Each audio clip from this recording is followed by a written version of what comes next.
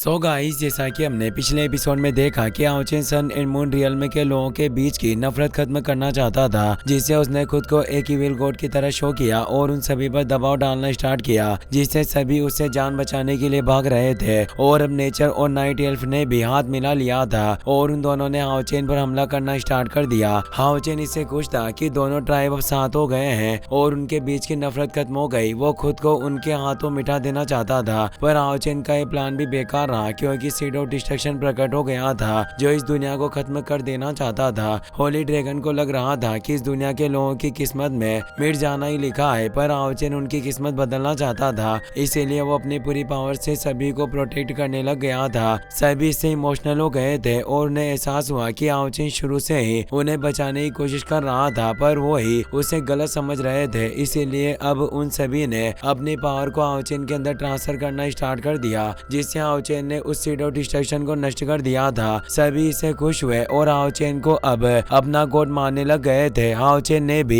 पहले creation trial को पार कर लिया था और उसे बोनस के तौर पर L1 हार्ट मिला, जिससे हाओचेन एटिंग को ठीक कर सकता था। हाओचेन को अब इटर्निटी ट्रायल को पास करना था, जिससे वो इटर्निटी रियल में आ चुका होता है। वो जगह उसे काफी अजीब लग रही थी। वो बोला कि क्या ये वाकई वही जगह है जहाँ मेरा दूसरा ट्रायल होने वाला है। एंजल ऑफ इटर्निटी बोलती है कि काफी सालों बाद कोई यहाँ ट्रायल के लिए आया है। मैं देखना चाहती हूँ कि तुम आखिर कितने काबिल हो। तुम सैकड़ों सालों में पहले से इंसान हो जिसने पहले क्रिएशन ट्रायल को पूरा किया और मेरी इस इटर्नल रियल्म में प्रवेश किया। हाओचेन को याद आता है कि मुझे इस ट्रायल में इटर्नल रिंग को प्राप्त करना है, इसीलिए इस इटर्नल रियल्म में ही वो रिंग मौजूद होनी चाहिए। लेकिन आखिर मुझे इस लड़की से क्यों लड़ना है, जबकि इसकी पावर तो 9 लेवल के 3rd स्टेज पर ही है, जो पावर हाओचेन के समान थी। एंजल ऑफ इटर्निटी बोलती है कि मेरा ट्रायल काफी ज्यादा सिंपल है। मेरा ट्रायल क्रिएशन ट्रायल के जितना कॉम्प्लेक्स नहीं होगा। तुम्हें बस मुझे हराना होगा और तुम्हें वो इटर्नल रिंग मिल जाएगी और तुम दूसरे ट्रायल को भी पार कर लोगे। हाओचेन मुस्कुराते हुए कहता है कि तुम्हें हराना तो काफी आसान होगा, तुम्हारी रैंक बिल्कुल मेरे समान ही है। हम दोनों ही 9 लेवल के 3rd स्टेज पर हैं और वो एक तेज स्लेश से उस पर अटैक करता है, पर एंजल ऑफ इटर्निटी इस स्लेश से आसानी से बच गई और वो अपने इटर्नल फ्रोस्ट को एक्टिवेट करके कई सारे आइस शार्ट बना लेती है, जिससे वो हाओचेन पर हमला करने लगी।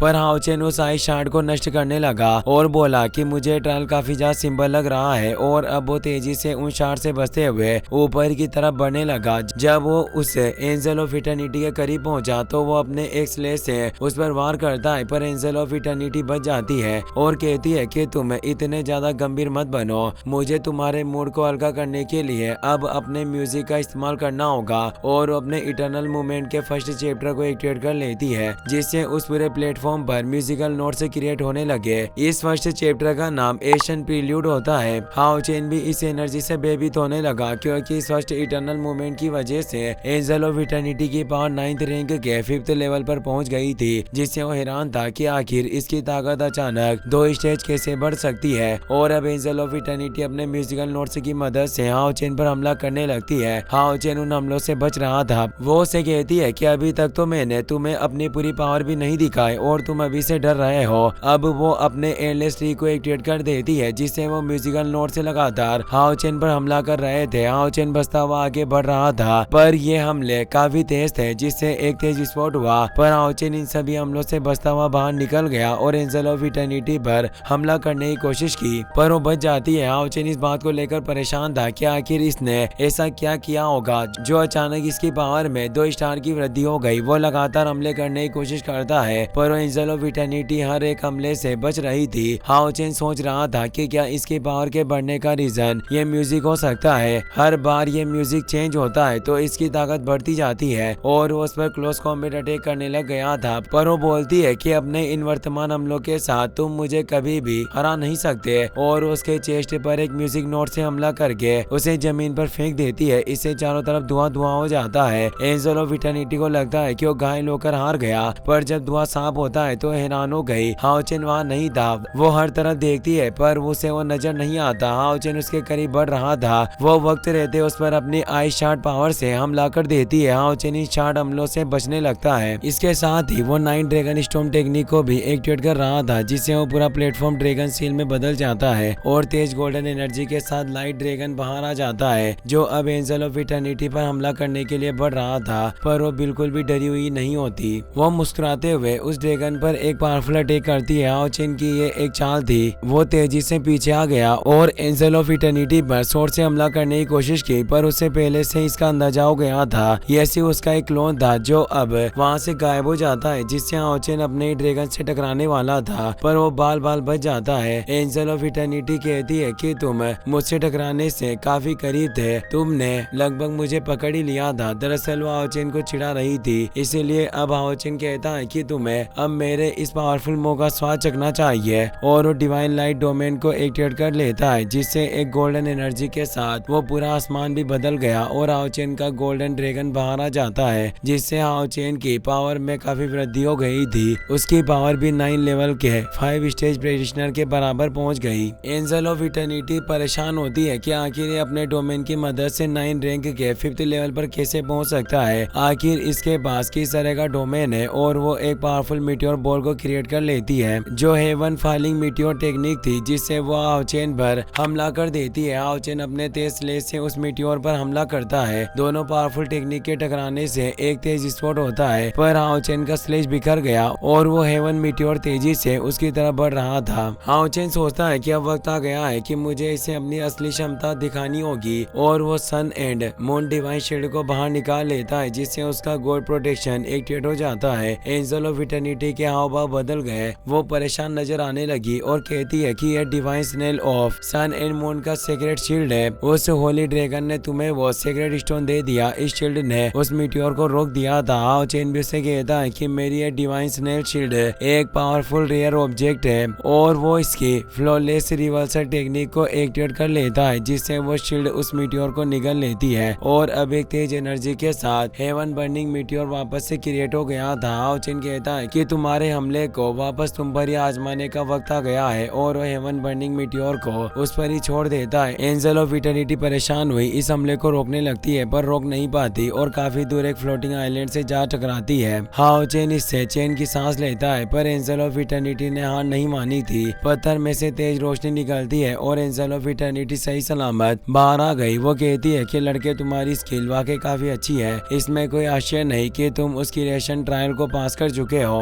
पर तुम्हें अब ध्यान से रहना होगा, क्योंकि मेरा म्यूजिक अब अपने नेक्स्ट चैप्टर की तरफ बढ़ने वाला है। और वो अपने इटर्नल मूवमेंट के सेकंड चैप्टर को एक्टिवेट कर लेती है, जिससे उसका नाम स्टार ऑफ डार्कनेस होता है, जिससे वो डार्क बॉल से अब हाओ चेन पर अटैक करने लगी। इस सेकंड चैप्टर की वजह से उस एंजल ऑफ इटर्निटी की पावर वापस से बढ़ चुकी थी। वो 9 लेवल के 7 स्टेज पर पहुंच गई होती है। हाओ चेन इससे परेशान हो गया कि इसने 2 और स्टेज की वृद्धि की, पर कोई भी बिना दर्द से और बैकलैश के बिना इतनी जल्दी अपनी पावर को बढ़ा नहीं सकता। इससे साफ जाहिर होता है कि यह सारी पावर इसकी नहीं है और ये किसी दूसरे सोर्स से इस एनर्जी को ले रही है। वो उन सभी डार्क बॉल से बचता जा रहा था। एंजल ऑफ इटर्निटी बोलती है कि लड़के, क्या तुम्हें मेरा म्यूजिक पसंद आया, और क्या तुम अभी भी लगातार मुझसे लड़ते रहना चाहते हो? और वो अपने विंग्स फैलाकर उस पूरे प्लेटफॉर्म को ही नष्ट कर देती है, जिससे हाओ चेन भी नीचे गिर गया, पर वो उन प्लेटफॉर्म के टूटते ही टुकड़ों से ऊपर आ रहा था। वो बोलती है कि मैं अब 9th रैंक के 7th स्टेज पर पहुंच चुकी थी, तुम मुझसे जीत नहीं सकते, इसलिए हार मान लो, वही तुम्हारे लिए बेहतर होगा। और वो कई सारी जायंट डार्कनेस बॉल्स हैं उस पर हमला करती है। उसे लग रहा था कि अब हाओ चेन उसे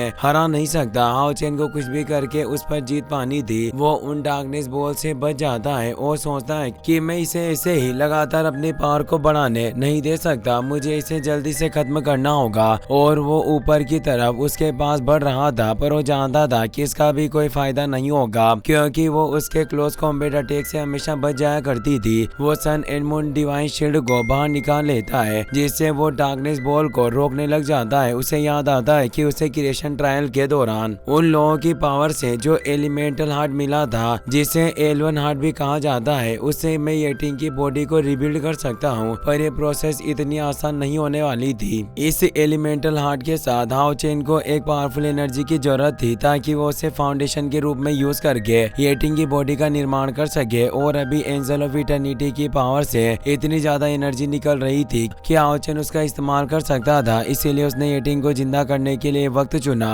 क्योंकि येटिंग की वजह से हाओ चेन की पावर बढ़ जाएगी। इसीलिए वो एलिमेंटल हार्ट को बाहर निकाल देता है और उसकी एनर्जी को येटिंग के अंदर ट्रांसफर करने लगता है। और एंजल ऑफ इटर्निटी के लगातार हमलों की एनर्जी से भी येटिंग की बॉडी शेप ले रही थी। येटिंग की बॉडी अब फिजिकल फॉर्म लेने लग गई थी। एंजल ऑफ इटर्निटी को भी इसका एहसास हो गया। वो बोलती है कि तुम एक बदमाश हो जो मेरे हमले का अपने फायदे के लिए इस्तेमाल कर रहे हो, पर मैं तुम्हारा प्लान बर्बाद कर दूंगी। और वो उस पर और ज्यादा फियर्स अटैक करने लगी, जिससे सन एंड मून स्नेल शील्ड भी इन हमलों को ज्यादा देर तक रोक नहीं सकती थी, जिससे आओचेन उस एलिमेंटल हार्ट को जल्दी से एटिंग की बॉडी में मिलाने लगता है। कुछ ही देर में लगातार हमलों से वो sun and moon god snail shield टूट जाती है, पर एटिंग की फिजिकल बॉडी भी पूरी तरीके से कंप्लीट हो चुकी थी। हाओचेन उसे कहता है कि अब तुम्हें जागना होगा। तभी एटिंग भी आंखें खोल लेती है और कहती है कि कोई भी मेरे होते हुए मास्टर को नुकसान नहीं पहुंचा सकता, और वो एक शील्ड के साथ उन हमलों को रोक लेती है। और अब एटिंग एलिमेंटल हार्ट की बची हुई एनर्जी के साथ वो इवॉल्व हो जाती है। उसने एक शारीरिक रूप ले लिया था। इसी के साथ ये एपिसोड यहीं पर खत्म हो जाता है। वीडियो पसंद आया हो तो अपने दोस्तों के साथ शेयर करना, साथ इस वीडियो को लाइक और चैनल को सब्सक्राइब करने के लिए आपका तहे दिल से शुक्रिया। Thanks for watching.